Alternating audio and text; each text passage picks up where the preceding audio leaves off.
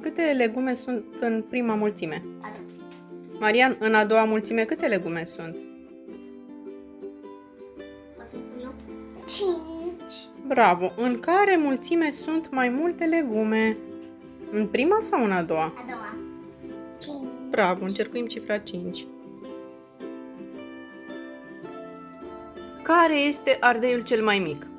Asta. Cel mai mare? Asta. Și mijlociul? Asta. Trebuie să colorez cu galben ardeiul cel mai mic. Și cu verde, mijlociul.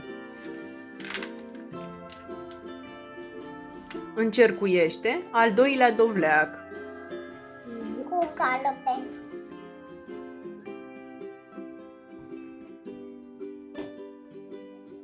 Gata. Taie-l pe al patrulea.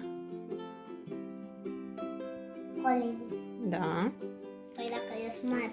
Și colorează-l pe ultimul.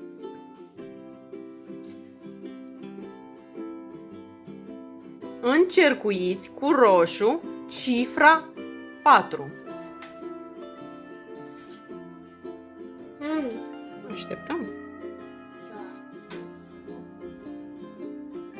Cu verde cifra 2.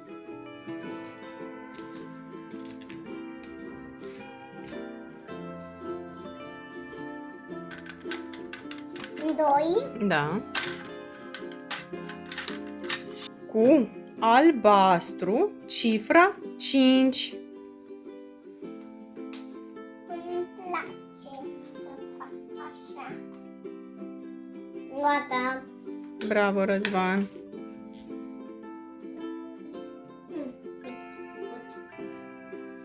Și acum Am terminat, bravo.